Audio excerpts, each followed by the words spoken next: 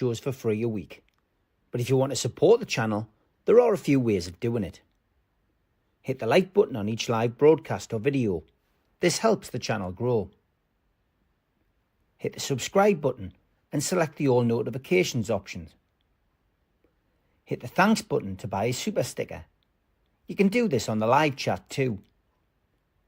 You can also join our Patreon page or buy us a coffee at the link in all of our video descriptions below. We are also looking for sponsors. If you want our latest advertising rates and how you can get involved, then email John at nufcmatterspodcast1892@gmail.com. Thanks for watching.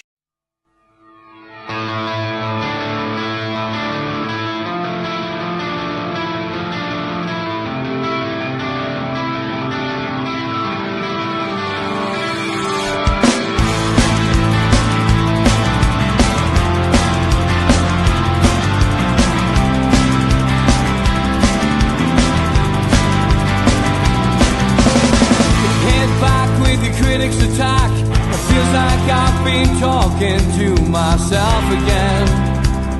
But it's the only way you're ever gonna learn. You look back and it's all in the past. I'm dwelling on the thoughts I cannot say to you.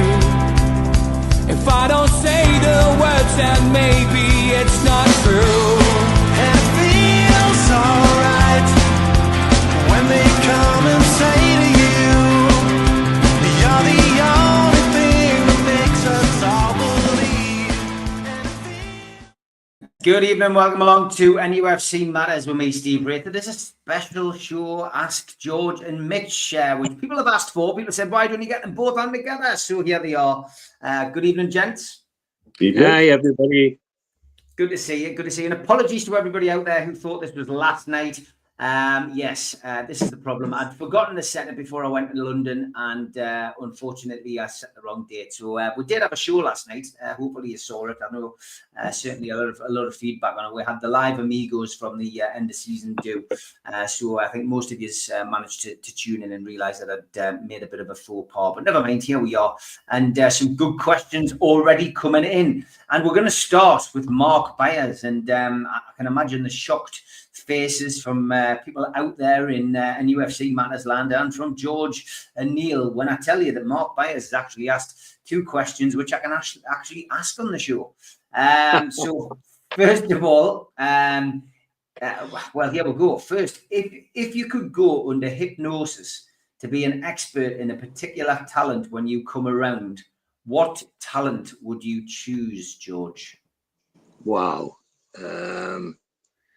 Gosh, that's a good one. Oh, I think with me brush with the legal eagles on the stuff that I've done, I think I would go for somebody fairly senior on the legal side, even a judge maybe. Especially as yesterday, I seen my friend Brian Levison getting involved again, writing a big report yesterday. Yes, my experience with the lawyers is that. I'd want to become a very prominent lawyer. Maybe he's an international lawyer. All right, excellent. That's a good answer. And what about you, Mitch? If you could do hypnosis, what talent would you like to come round and be able to choose? There's somebody who's already very talented in many ways indeed. I think to be even more multilingual than I am, and maybe have 9 or 10 different languages at my disposal. Yeah. I think being over here makes us appreciate the power of communication a little bit more. The surprise on people's faces when you use even just a few words of their own language, even if you end up finishing the conversation in English because their English is patently better than whatever your version of their language is they're trying to put out. The appreciation and the bridges that it builds, and you start to understand people and their culture more, I think, once you understand the language a bit better. Okay, good stuff. And Mark Byers' second question was this, bear with us as I find it. If you could travel back in time in any period in history, which year, era, decade would you go to? And it doesn't have to be football related. Oh, wow. Wow. Oh, as an engineer, I'd like to go back to the 19th century when Parsons, Armstrong, all the local bigwigs, Stevenson, were all doing their fantastic engineering things. It must have been an incredible period of time. The way in which they not only invented and drove themselves forward and their families forward, but did so much to drive the Northeast forward. I would love to be closer to that than I have been. It's a period of time that, in me, obviously, in my own career, is interested in, because having as a naval architect, cavitation on ships' propellers is an important part of my profession, and that all came from Sir Charles Parsons, and is still, all the stuff he did is still used. Lots of stuff that Armstrong did on hydraulics and electric power from water, still used today, and lots of construction stuff by Stevenson, like the high level bridge and places like that still used and still important. So yeah, I'd like to be involved in that. All right. Any particular year, decade, time you'd like to go back to, Mitch? I'd like to go back to pre-dynastic Egypt, to the time when they say the Sphinx was built, to see if it was already there. Wow, that's a good answer. And if you could go back. The more I read about the potential of there being some sort of advanced antediluvian younger Dryas civilization, fascinates me. Yeah. And that would be the way to find out. Go back to say when they say the Sphinx was built, and if it's already there, well, it was built before this. Yeah, I've got to be honest, as long as I was in a protective vehicle, I'd like to go back and see dinosaurs. I think that would be fascinating, just from an animal perspective, just to go back and see pterodactyls flying through the sky. And that's just, yeah, very interesting. Good stuff, Mark. And Mark says, I've just sent a message to Mark, tell him we'll ask the questions. He says, thanks, I'll tune in a minute, just working right now. So, Mark, there you go. We did ask you questions. Darren, good evening. He says, hi, Mitch and George and Steve. Mitch, do you get worried living in Dubai with what's going on in Israel and Iran? No. I think I've said it before. This is very much feels like the Switzerland of the Middle East. And yeah, I think it got very real a couple of weeks ago. I think Stu explained that. I think in Bahrain, because of the American military presence there, the naval base is their biggest in the region. They were certainly being prepared in a different way to the way the people of Dubai were being prepared. But it's not the first time there's been saber rattling out here during my time out here. I doubt it'll be the last. And it never seems to progress past a certain point. I think I was probably more concerned during the time that Qatar, Saudi and the UAE fell out, because that had genuine impact on people's ability to move around the region, people's ability to do business in the region, and things like that. Whereas this is long-standing, old school, and until some grown-ups enter the conversations, never going to find a proper resolution, really. Yeah. Mm-hmm. Okay. Next question, and that is from Dave. He says, ask George, what is the best part of Mitch? And ask Mitch, what is the best part of your dad? Oh, gosh. What is the best part of Mitch? The best part of Mitch is that I have a son who I trust implicitly, who obviously I love dearly, but to have somebody I trust implicitly is very important, and somebody who also I'm immensely proud of. I could fill the whole hour now talking about my son so easy, because even from school days and right through to where he is now. I can pick on so many things I'm so proud of him about. But the big one is because I hear so many people, even personalities on there, like the bloody Oasis brothers, you know, fall out with your brother for 20 bloody years. I don't think I've ever fallen out with my son for 20 minutes, never mind 20 years. And I don't think I ever will because I trust him implicitly. Very nice answer. Mitch? The fact that I've always been supported and loved unconditionally, and that has enabled me to go out and do whatever I want to do with the knowledge that there's always a backstop there. If the wheels came off, and that enables me to do the things that my dad's just referred to. So yeah, it's a two-way street. It is very much so, a two-way street. Ian Brownlee, good evening. He says, question for George, Mitch and Steve. With the French club Nice looking to sell to the Saudis, should we be worried in case it affects us, like Palace with Leon? Mitch, I'll let you go first this time. Which Saudis? Or is it PIF? Because if it's PIF, there could be potentially some multi-club related issues. But if it's just Prince whatever of wherever, like this has happened for as long as me and Mr. Hasty have been talking about finances in football, there's always been Saudi princes hanging around France, looking at various clubs. It was Marseille, then it was Rennes, and there were rich Saudi individuals, but they weren't part of PIF. And there's a very big difference between a rich Saudi individual and PIF.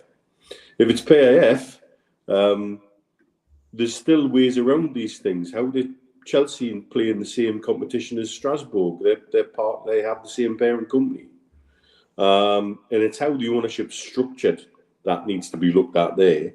The problem with Palace and Lyon is the presence of John Textor is a shareholder of significant interest in both clubs. Interestingly, the one thing that Palace and that Delaware ownership structure couldn't get around, which I find quite amusing, to be honest, because it's still, President Xi of China could be part owner of Crystal Palace. We wouldn't know under the Delaware ownership structure because that's how it works. However, because Textor, who, let's not forget, he was sniffing around us at one point when Ashley was the owner. Keith had a discussion with Textor, going way back. And so, no, I don't think we should worry about anything like that at all. Even if it is PIF, it's how that ownership is made and how the ownership structure works, which allows Chelsea to do it, which allows Man City to play in the Champions League alongside Girona, who was part of City Group. It can be done. It's just with Palace and Lyon, they've done it in a very unsubtle, blunt instrument kind of way. With John Textor as the common theme, couldn't happen to a nicer person than Steve Parish. Okay, what's your feelings, George? About me, it's about PIF. I agree and accept everything that Neil's just said because it's absolutely right. But bigger for me is that whatever PIF done, they have persistently, particularly what Chairman said, Newcastle United's our number one. And I see Newcastle United being the jewel in the crown when they start pushing all the football stuff for World Cups and things like that. And the one thing, having worked with Saudis and known Saudis, the one thing they won't do is make themselves look like idiots, make themselves look like they will speak with folk tongue. That's not what they're like. And to me, that's what it would look like if something happened like John's proposing. So it's not likely to happen, John, in my view, not with PIF, because they're not the sort of people that speak with folk tongue. As I say, work with them in my business, and I don't know anybody who could say a wrong word about dealing with them. So I don't think we need to worry at all. I think we need to look forward to enjoying the next 10 years of PIF pushing us forward. Okay, next question.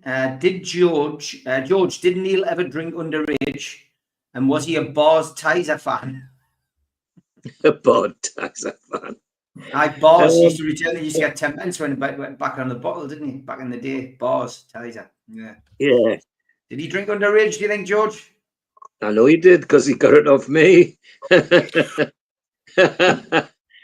If we were having a family celebration, once he got into teenage and we're having a family celebration, Margie always made sure that all the kids, not just Neil, all our nephews and nieces, had a little glass of whatever we were having. She felt it was just part of their education, so that sooner or later they could make their own minds up about it. But so, the honest answer is yes, but with my knowledge and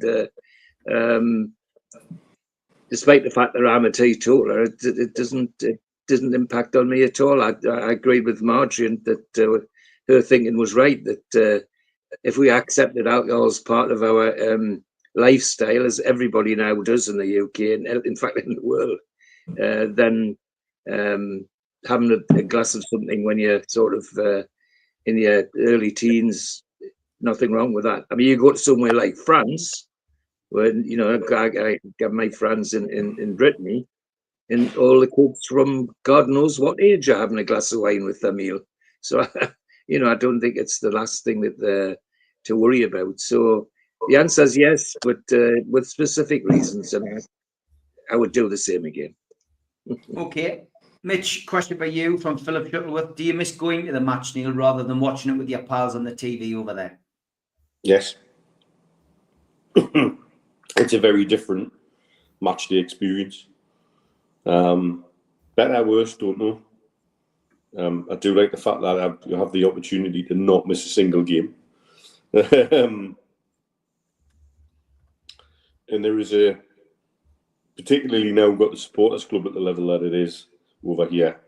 There's definitely a stronger degree of camaraderie in us against the world kind of thing. But of course, I miss the actual match day experience. Every single bit of it, home and away.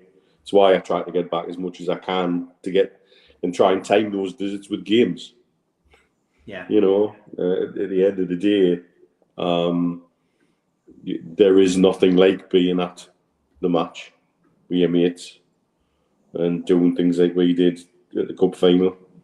Those are special things. Even more so because our Josh was down with his mates and what a night out with everybody together. I felt like a proper passing of the baton moment, if you will. Yeah. So yeah, of course I do. I think it's been such a part of our family's lives for generations. It would be, I think, would be something wrong if I didn't miss it. Yeah. Okay. Questions coming in thick and fast. Get them in if you want to ask. We've got a few from John Askew to get through as well.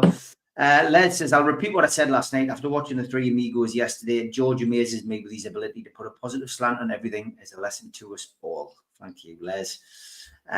Kenneth says, apologies, evening guys. Question by George. I met a guy at work today. He was Charlie Crow's great nephew. He said his uncle played for Newcastle. Was he any good, George? Any good? 3 bloody cup final, 2 cup final medals, and many in the Gallagher corner, and certainly in other places thought he should have played for England as well. That's how good he was, and tremendous. Defensive midfielder would call him now, but we called him a left half, a number 6, and a nice guy as well, just a super guy. And a measure of the man. We've just done the first cup final, you and I, Steve, against Blackpool. That cup final was supposed to be Stanley Matthews' cup final. He was going to tear us apart. He was going to take with the pieces this international right winger who was the the daddy of everything, the wizard of the dribble, they called him. Well, on that cup final day, if you get a chance to look at any of the little videos, every time Matthews got the ball, a little man called Charlie Crow took it off him, and he hardly got a bloody kick, which meant that the London press savaged us because we won the cup that Stanley Matthews should have won. You know, things don't change very much. But yeah, Charlie Crow was absolutely wonderful, but a nice man. And tragically, one of the people who died affected with Alzheimer's, his family think to do with heading the ball, which is quite sad. But as a player, fantastic. As a man, real gentleman, typical Geordie. Couldn't be better. Okay, question from Phil again. Ask Neil and George, do you see us playing a game over in Saudi, either as part of the season or a 37th game after the season ends? Mitch, do you think we'll be heading back to Saudi at any point? Look, I think if they were to bring in something like that, and I think the increasing levels of American ownership would suggest that if that was put to a vote and it would get voted through, it would surely make logical sense for the Premier League, if they were going to host these games worldwide, to put us either in Saudi or the UAE or Qatar, regionally. I would suggest the UAE is where they would put us because of the relationships with Saudi, and it's easier to come and go, and the transport links are better, and there's more availability of alcohol for fans to do fan zones and things like that. And it wouldn't surprise me to see us and Man City say, sent here. Okay. Whether I agree with that or not, it's another matter. Yeah. I think that's it. Probably an hour-long rant for Steve and the Amigos. It's an interesting one, but for me, it wouldn't surprise me in the not too distant future if the club decided with the PIF to host the Seller Cup in Saudi one year. Good shout. That's a possibility. Yeah. Okay. Gary V, good evening. He says, George and Mitch, would you go back for Ekitike, George? No. Simple answer, no. No, we've moved on, and for me, he hasn't moved forward. He's not. I don't think he's even where he was when we were thinking about him. So the short answer is no. I wouldn't go back for Ekitike. Okay, and what about you, Neil? Would you go back for him? I wouldn't be uncomfortable with it at the right price and in the right deal, provided he's got shot of his dickhead agent. Yeah, simple as that, really. He caused a lot of the problems, I think. Darren asks, do you know Paul Cowie and Neil Pry? They worked at the dental hospital. I'm not sure whether they're... I do know Paul Cowie very well indeed, actually. Oh, well, there you go, Darren. He does. Dougie, we don't do speculation on here, but I did put your question up. Who are they going to sign next? Who knows? Your guess is as good as mine. I still remain quite laid back about it all because there's stuff happening. There's irons and fires and there's things being weighed up. Yes, everything seems to happen at a glacial pace, which can be frustrating. I'm more bothered, really, to be honest with you, that we're still no further forward in terms of where we're at with CEO, sporting director, etc., etc. It would be nice to have that framework in place so Eddie Howe knows exactly what kind of framework and who he's working with. And I think that would calm a lot of people down as well. And it would also, we've got a situation at the moment where still there's an information void, and therefore that void is being filled with bullshit. And it's being filled with nonsense and people making shit up for clicks and likes and clout and people going off half-cocked, forgetting that agents work with multiple players, and there is another Premier League team in the Northeast who has to fly everybody into Newcastle Airport, by the way. All of this is frustrating me much more than Simon's.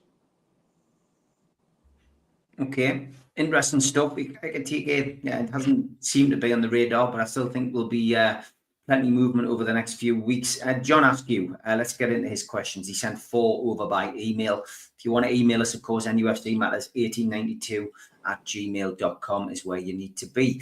Elanga is a cracking signing and is reckoned to be a potential emergency striker. Does that reduce the urgency for a new striker? And would you agree that Anthony Gordon isn't quite up to playing that role, George? I don't think it should take the urgency off getting a real backup striker, even though Elanga can do it. In fact, I think it's quite clear in his career and the various clubs he's been to, he's demonstrated he can almost play across the front line, which is a real bonus for us. But the important thing he's been brought to do is to make our right side just unplayable, and that's what he's going to do. So no, it doesn't take the urgency of me to have a proper backup for Isaac in the squad. And what was the other bit, Steve? There was some. I've took the question down now, mate. That Gordon wasn't up to it. Right. Sorry, yes. Anthony Gordon is a gem because if anyhow asked Anthony Gordon to play in goal, Anthony Gordon would play in goal. And that kind of player is hard to come by, particularly at Premiership level. The number of players who just want to be this, or just want to be that, or just want to be right-footed, or just want to be left-footed, I can't be doing with any of that. If Eddie Howe said, Anthony, we're hard up, the 2 goalkeepers are injured, will you do a turn and goal? Anthony Gordon would say yes. And that's you cannot replace that. He will play centre forward if he's asked to play centre forward, and he will run his bloody legs off. All right, he's not the best, but if you've got somebody that's willing, it's sometimes better than somebody that's going to go half-hearted at it or be a half-hearted player anyway. So I don't think it's an issue because I don't think it'll happen very often, even less now Elanga's here. But I wouldn't make that a down thing on Anthony Gordon. I'd make it a plus thing because in Anthony Gordon we've got somebody who will run his legs off for Newcastle as long as he's in the team. Okay, what's your feelings, Mitch? Elanga maybe is an emergency striker, and what do you feel about Anthony? No, because we've actually lost our proper backup striker. Callum Wilson has left, which is what everybody seemed to want. So now you got what you want. We need a genuine backup number 9. Asula will come into the conversation more often, but my understanding is that Asula needs to remove some of the cotton wool between his ears and stop some of the comedic dancing on TikTok and learn the playbook inside out and understand what he's doing in every single situation on the pitch, in every moment that he's asked for. And then he'll get more opportunities. I think he's an outstanding talent, and I think we're going to see him get more and more out of him. Craig's absolutely right. If you want to bundle that in, Wood and Wilson have both left without being replaced. We need at least one genuine alternative at number 9 if we're going to go through potentially a 60-game season ahead. Okay, we are halfway through the show. Time for the ads and get your questions in. Still got a few left from John, but if you've got any burning questions for the lads, get them over in the next couple of minutes. A big thanks to all our sponsors, Skips and Bins. You can find them at their website, skipsandbins.com. Contact them at www.skipsandbins.com/contact. Say hello to low-cost waste disposal with pay-as-you-go and contract waste management. A big thanks to Mr. Vicky's Sauces, handmade in Cumbria. You can find them at their website, mrvickies.co.uk, email info@mrvickies.co.uk, or telephone 01768 210 102. Thanks to our fanzine sponsor, United Group Travel. There are no strangers on our tours, just friends you haven't met yet. 2 crew driver and courier, local family company, 3-star plus quality hotels and no interchanges. Hot and cold snacks and drinks available on the coach, all excursions included. Their website, unitedgrouptravel.com, email beverly.ugtl@gmail.com, telephone 01670 632 460 or 0791 666 4174. Just £30 per person deposit. Thanks to Media Arts for all the help with the technical side of things. And if you like listening to us as a podcast, you can go to Sports Social Podcast Network or to iTunes, Spotify, or other podcast providers. If you want to support the show, then hit the subscribe button. It's free. We do 7 shows a week. Hit the little thumb up under the video, which is the like button, or click share to share to your social media. You can also join the channel on YouTube by hitting the join button for as little as $1.99 a month. If you want to become an NUFC Matters member, you can go to nufcmatterspodcast.co.uk. It's a £25 one-off fee. You get your pen, you get your badge, a key ring, you get your beer mat and your fridge magnet and your membership card, nufcmatterspodcast.co.uk for that. And we have an event early next year, 13th of February 2026, an evening with Beardsley, Waddle and Gascoigne takes place at the Tyne Theatre and Opera House. To buy your tickets for that event, go to the box office 0191 243 1171 or Tyne Theatre and Opera House.uk. And don't forget, we've got a cup final screening, 25th of July, 7 o'clock at the Tyneside Irish Centre. It is free entry. You just need to register. Go to nufcmatterspodcast.co.uk and register, and you put yourself in with a chance of winning a replica final medal. A good chance for you to get together with people from NUFC Matters and raise a little bit of money for Age UK. Don't forget as well, the merch is up on the website, nufcmatters.co.uk. We've got lots of signed shirts. We've got one cup final shirt with Bruno. We've got some wonderful Shearer and Ferdinand tops as well. Get yourself on there, have a look, nufcmatters.co.uk. Let's get back to the questions. And quite a few coming in the chat. Somebody asked, who was the biggest singer? Who's the best singer? It was Jimmy on NUFC Matters. There's no question. That isn't even a question, Jimmy. And George and Deal, who was the better singer between the two of you? That's better, Marcus. Do you sing, lads? Yes, I used to. And in the last 7 years, when Marjorie was ill, I think I've told you, lads, and mentioned it on the party. But Marjorie, I realised, got a great deal of comfort out of music and singing while she had Alzheimer's, and she used to like to sing when she went to bed. So I copied lyrics down off the internet for Elvis Presley and things like that, and we used to sing duets before she went to sleep. So, and of course, if you do that for so many years, you can't help but become a singer. It comes back.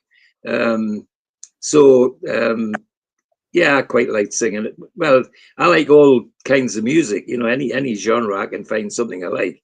But yeah, I know those periods of time when Marge and I were together. When going to bed, trying to get her to sleep because she didn't sleep, and when she did, she only slept for a couple of hours, and then I had to be up straight away. So you can't help become a singer if you practice all the time. However, having mentioned Marjorie, had she been here, she would have been shouting at the screen, "That bloody Steve's great, isn't he?" That's what she would have been saying. So we wouldn't have had a look in. Do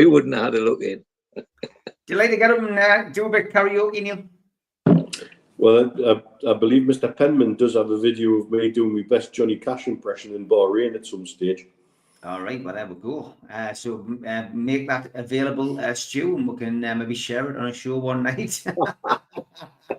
I'll have to vet it, of course. Can you ask George what he thinks about his son leading me astray and encouraging me to drink lots of alcohol when we get together, says Mr. Penman.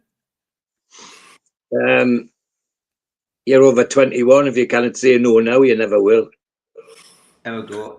We've got a Liverpool fan in the chat. He says Gordon is one of the few players that can play for the badge nowadays. You'd be hoping that he ends up at Liverpool, wouldn't you? I guess, Mr. Chronic. But thank you for that's a good point. As I said, my piece, if you ask Anthony Gordon to do something, he'll do it for the club. End of. Yeah, exactly. Steve Hasty, good evening. He's watching as well. Charlie Crow worked in the stationery stores at the DHSS Long Bent in the 80s. On Monday mornings, there was a queue of lads who volunteered to do the stationery run on Monday mornings because they all wanted to chat with Charlie about the weekend's results and performances, which is a great little story, that. Absolutely. Jimmy says, what did the lads think of the pricing for the friendly games on TV? Another money grab or something else? I think you can get 7 friendlies for $19.99 if you're a Magpies member, but I'm not sure what the cost is if you're not. But is it a money grab? I think if you want to watch the friendlies, you'll pay for it. I don't ever think there's anything wrong with that, George. No, me neither. The important thing for me is that they're doing their best to make it available. That's the bit that I want, is this availability. You know, if there was no availability, I'd be on the other way. I'd be ringing them up and saying, "How are you, man? Get your fingers out. Let's have some of this on the telly." You know, I don't think that's outrageous. What you're talking about? It £19 what? Apparently, it's $29.99 if you're not a Magpies member, so it's a tenner off. There we go. Damn you to Roger and John. $29.99 for non-members. That's 7 matches, George. I was just going to say £7 a match, less than £7 a match. You pay 20 quid to watch a world heavyweight title fight. Absolutely. No, I think for me, the fact that they're making it available is the important thing. And then nobody can say, well, we couldn't watch it, it wasn't possible, etc., etc. It's there. And if there's one thing the club needs to do, is to make things available. And I'm up for that. And I don't think that's an outrageous price at all. No, members get games for $9.99. 7 games for $9.99. Thanks, Les. Yeah, what do you think? I mean, at the end of the day, you want to get them, you want to watch them, Mitch, you pay for them. Yeah, and every club does it now. You know, across the board, and I think it's just part of the modern game, unfortunately. And when you see I think the best point there is about what people pay to watch PPV events. Yeah. What people were paying to watch Jake Paul fight against has-beens and non-boxers. Yeah. You know, it's consumption of sport via television is changing and still evolving. Whether we like it or not, it's here to stay, and the club have got to maximise what they get out of it. I think they've made quite an exceptional deal for members, for example. Those who say they get nothing for their membership, if you take them up on that, you're getting a significant discount. And so, you know, I would certainly say, for example, for members of our official supporters club here in Dubai, for those who are members, they would probably want to buy that and take advantage of the price discount and feel like they've got something sat out here in the Middle East that they wouldn't have had otherwise. So, you know, there's always a different view on it. And it's a chunk of membership back, isn't it? Yeah, it is. You know, and so I think it's one time where I don't think we can chuck the money grab thing around. I think if it was like, you know, 70 quid and it was like, whoa, hang on. If it was some outrageous amount of money, yes, I think would be fair saying that, but not at those rates, unfortunately, no. Yeah, okay. Next question, another one from John Askew. He says, 2 of our best performances last season were arguably both games against Arsenal in the semi-final, which might be 2 of Eddie's finest games so far for the Toon. Tactically, he got it spot on in terms of team selection and formation, but both games were a change from the norm, 4-3-3. Do you think Eddie might go for a more horses for courses approach next season, or will 4-3-3 prevail, Neil? Ooh, I think he'll stick with his formation. He makes subtle changes in how that 4-3-3 works, depending on personnel and changes, and it might look the same sometimes, but what's happening on the pitch can be very different at any moment in time. And therefore, I think essentially we will always start with the same type of setup. However, the changes he makes in the game may be more significant going forward. Certainly within those 2 Arsenal Cup games, tactically, he made some very bold moves, particularly when we effectively went to 5-5-0 and just shut Arsenal down. And they had no answer to it. Mm-hmm. Absolutely no answer to it. And I think that was brave.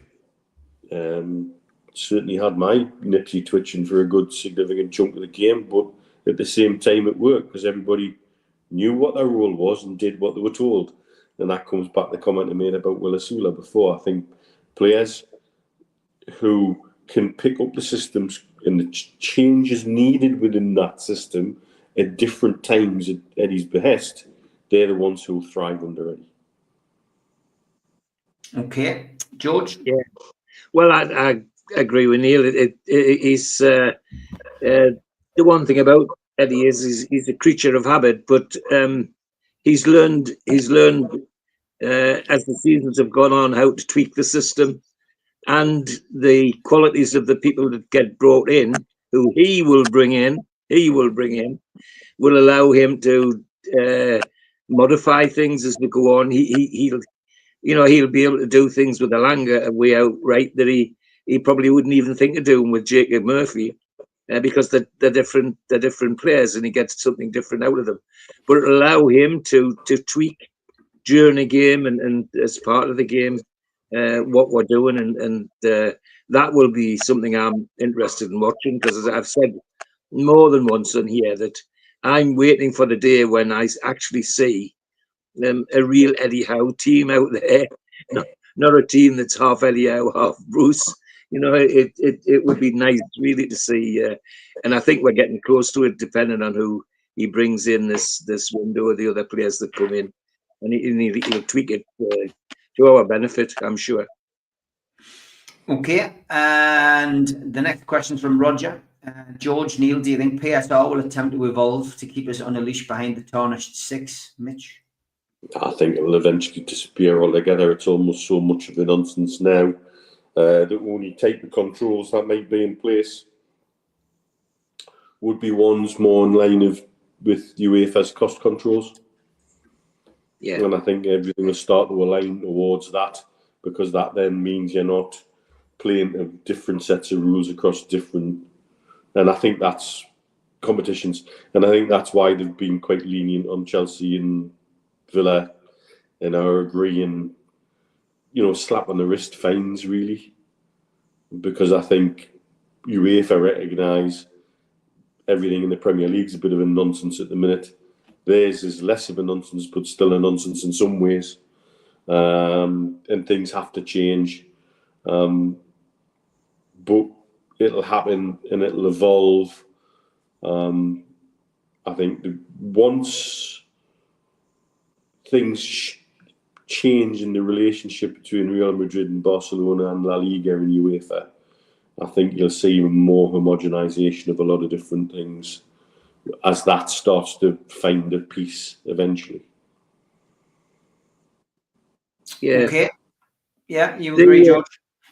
Well, yeah, and the bit that intrigues me is that as the months go on, you've got an organisation that one of its members is fighting legally with them, and month by month, bits and pieces of that legal fight are dropping out, and the legal eagles that are dropping it out are saying not that it's wrong, but it's unlawful.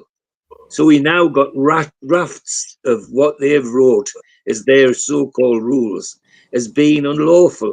And the last one that was unlawful was their fair value thing on second party sponsorships and things like that. Once the word unlawful comes into it, the Premier League's got no other way to get out of it, because if they push on and make mistakes, what's currently is a civil matter, once it's declared unlawful, it becomes a criminal matter.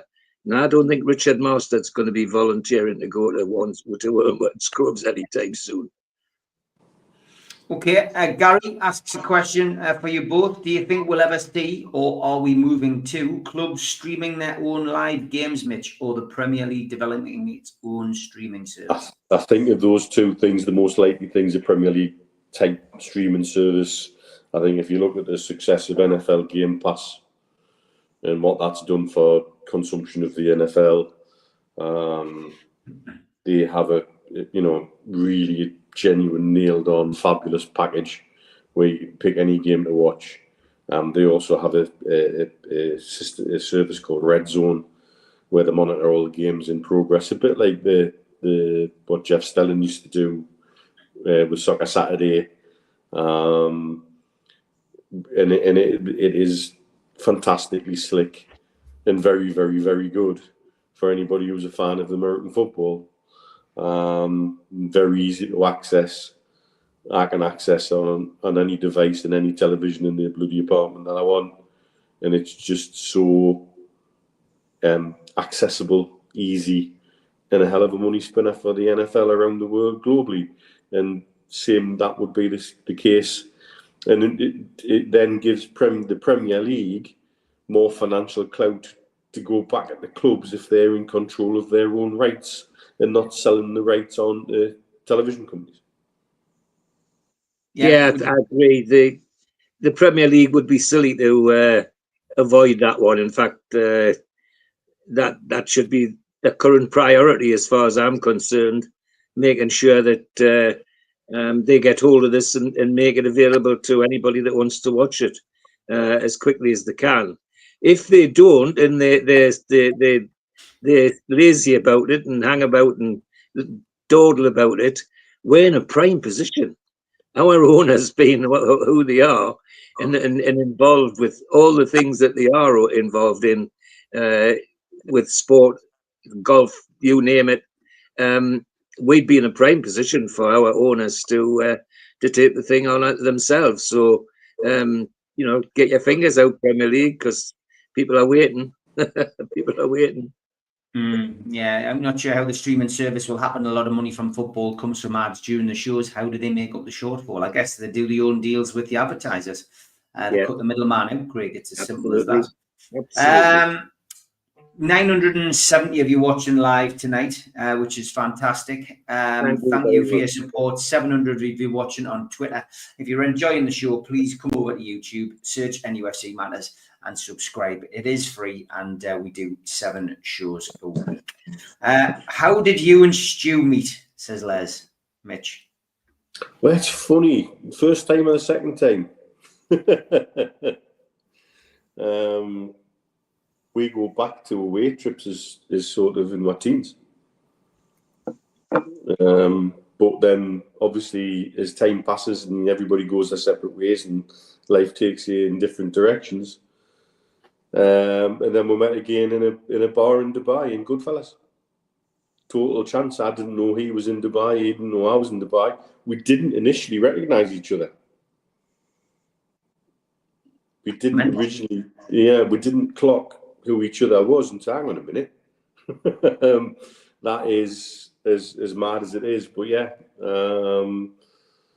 one of the most genuine small world, and very delighted to be reunited through a mutual friend who's no longer with us. Okay, good stuff. Thank you for that. And next question, I'm trying to get one in from people who haven't had one. James Moore, good evening. Good afternoon to you. Mitch, what is the best concert you've seen? Oh, best concert I've seen.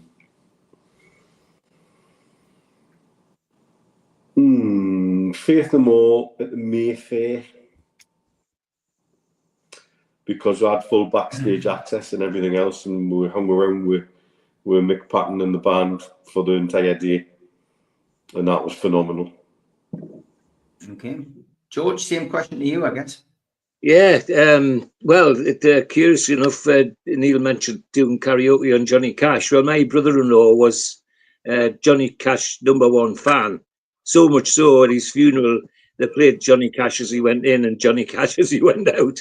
And in the middle of the service, they played one of his favourites as well. So he persuaded Marjorie and I to go with him and Pat to a concert I think was in Manchester, and it was just out of this world. I think, is it the MX or whatever they call it? It was just this new place that was opening. I think they call it the MX now, where they have the boxing and things. It had just opened, and I'm sure that's where we went. And it was one of the best musical things I've ever seen, and have not seen since. You know, seen other. I've told you, I've seen other things when I was a teenager, but that Johnny Cash one sticks out and will always be a happy memory for a variety of reasons. And you know, I've been done other concerts with highbrow music that Marge used to sometimes like. We went to the Usher Hall and seen the return of the Halley Orchestra. Now that might not interest many people watching here, but we thought that was tremendous as well. But the Johnny Cash one is the one that sticks out. Okay, lots of people asking music questions now. It's gone down a different alleyway here. Oasis or Blur, Mitch, George? Oasis. Yeah. Yeah, Oasis, no question. Yeah, Oasis for me as well. Who was your favourite heavy metal band, George? Says Craig. Iron Maiden, for the simple reason when a certain person had his bedroom upstairs when he decided to come home for a couple of years when he was at university, it was always on. Heavy metal was always on his record player, and Iron Maiden was the one that filtered through. All and right. even his mum liked it. Like Iron Maiden, Mitch. I never had you down as an Iron Maiden fan. Oh, aye. Yeah, there we go. Another contender for a great concert was Iron Maiden at the Whitney Bay Ice Rink. Yeah, right. Yeah. Steve Hasty says, any thoughts on the FIFA Club World Cup World Championship with 1 year to go to the World Cup? Should we be concerned about the conditions being encountered in terms of heat, George?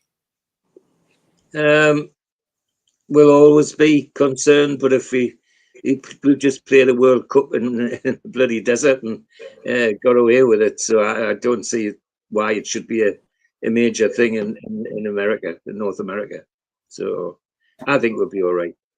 Mitch?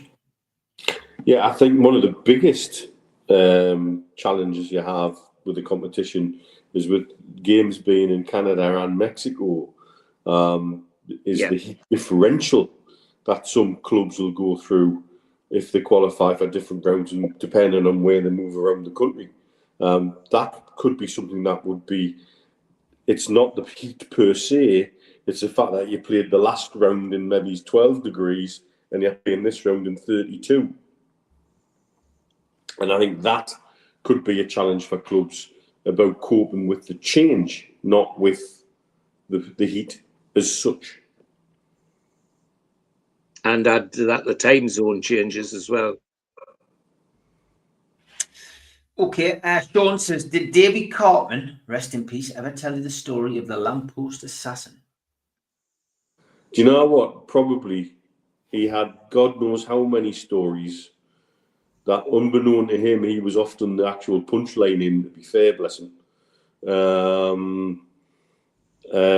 So probably, but it's not. It's not necessarily on the tip of my tongue.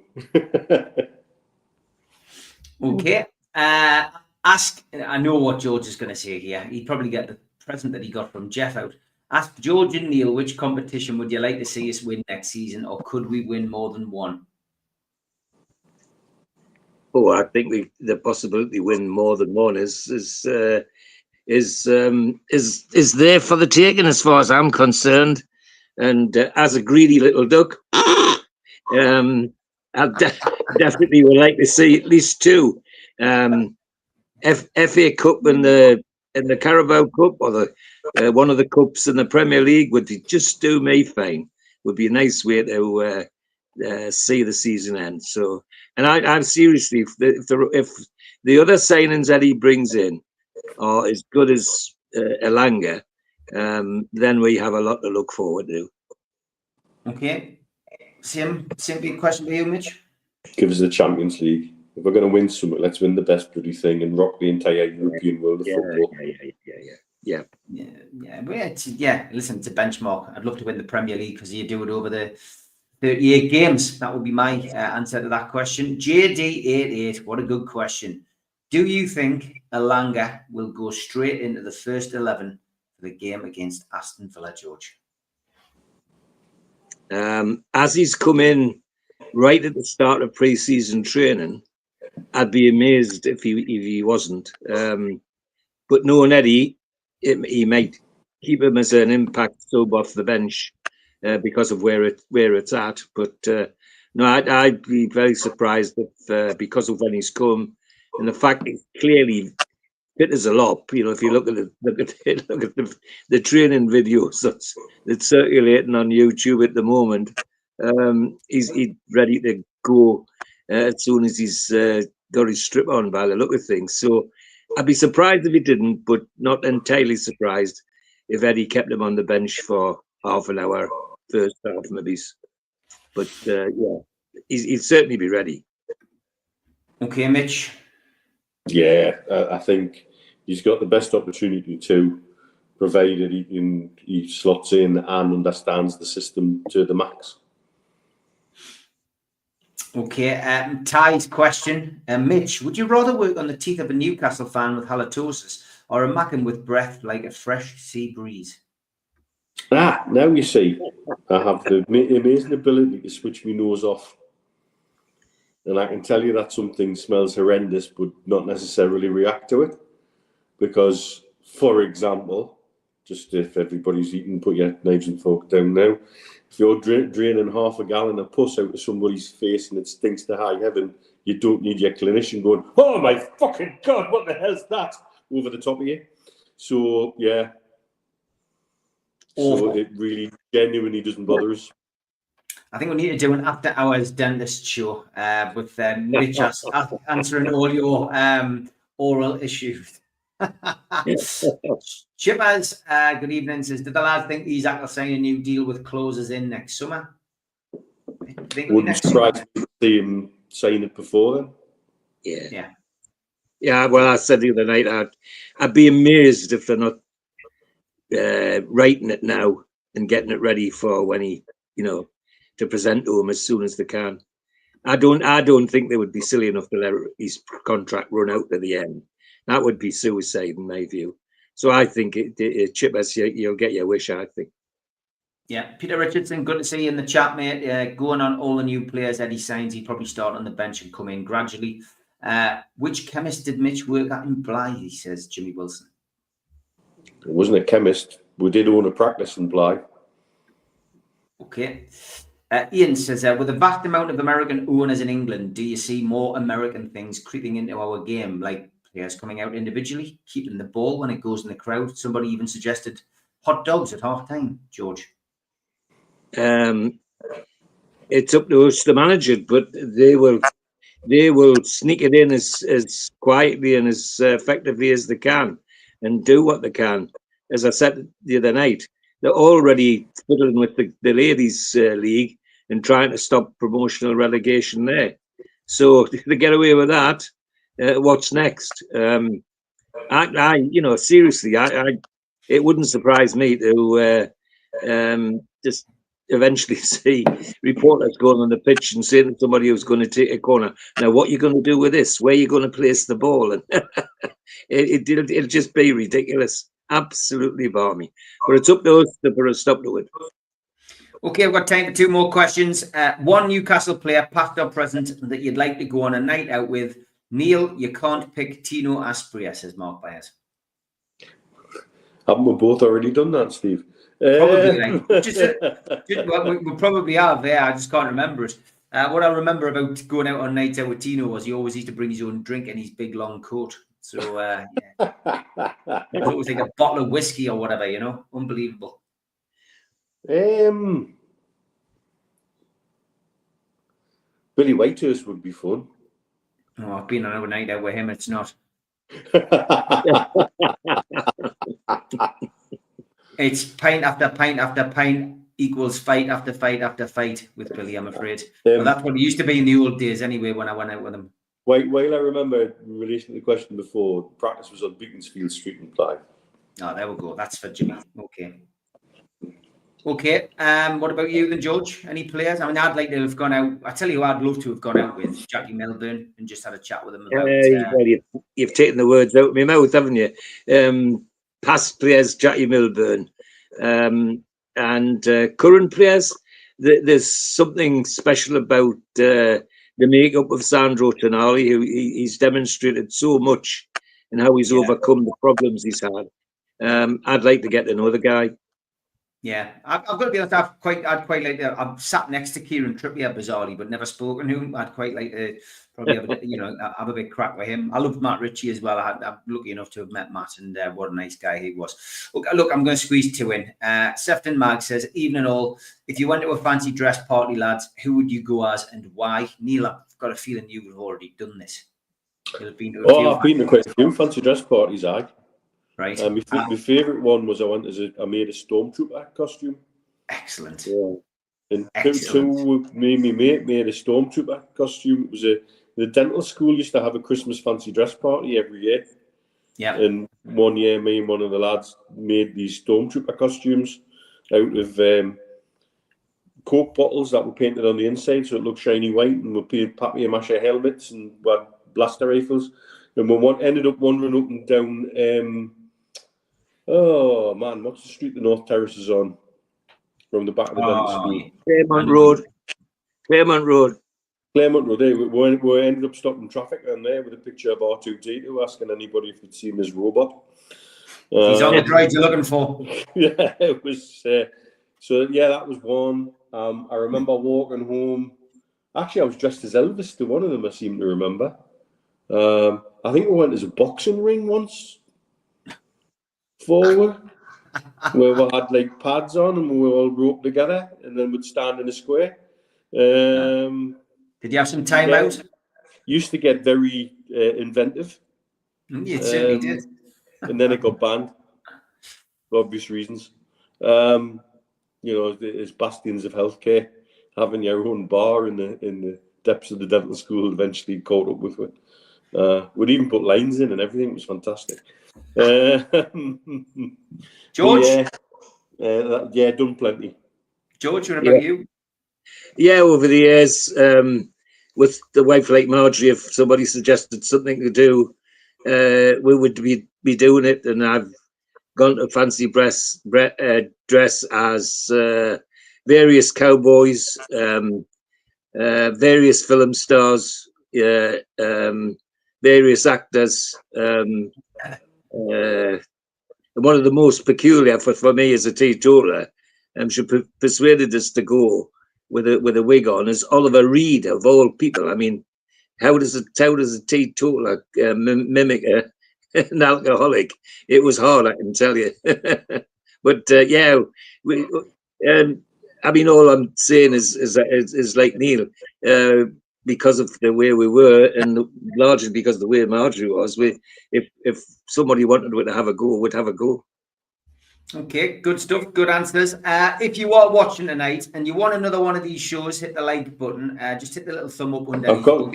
If we get to 100, I'd like another quick dress one for you that I once went to, which was a bit of a faux pas. If you remember the League of Gentlemen and Papa Lazarou, the guy that run the circus. Hello, Dave. Hello, Dave. You're my wife now. Yeah, I went as him once, except most of the people there were exceptionally left-wing Labour councillors. And ouch. I spent the entire night explaining that genuinely wasn't a racist. Yeah, so not one of those fancy dress characters I would go as. Yeah, just to finish up his dental school thing, he mentioned the bar, that they've got their own bar. Yeah. And they have a yard of ale. And there's a record for drinking the yard of ale, which I think is still held, if my detectives have been true, by one Neil Mitchell. His 52 seconds is still the record. Did hold it one time. Yeah, did hold it one. Mark Byers has fell off the wagon. He says, I'd go as Barry Hogan with a smashed back door strapped to me back. His fancy dress. Unbelievable, Jeff. Okay, the last question I'll give to John Askew, and it's just for Mitch. He says, it's weird how one signing rejuvenates the whole feel-good factor, and we've got the return of all Joe Linton and Botman to look forward to, so it's looking good. But Here's a question by Mitch. I think Joe Linton and Botman both had knee problems that seemed a little too persistent. I'm not putting you on the spot, Neil, but are you personally confident that both players will be available to start both games, the opening games next season? Yes. Yeah. From what I understand, they've got some interesting metrics from the return to training, I understand. Yeah. And I genuinely believe with Bunsen place, our players now are going to be handled a lot better on an evidence-based manner and not just on feel. And I think there's not a time that long ago that we might have seen Joe Linton playing more games than he did at the end of the season. And I think the evidence and data was able to give somebody an argument to say, do not play him. And I think that's really a significant shift.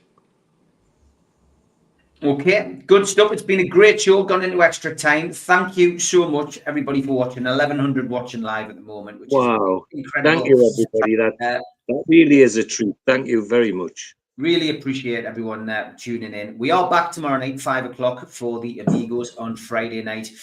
So we will look forward to seeing you then. But for now, thank you for your time, Mitch, and we will see you both tomorrow night. Take care, lads. Cheers, everyone. See you, boys.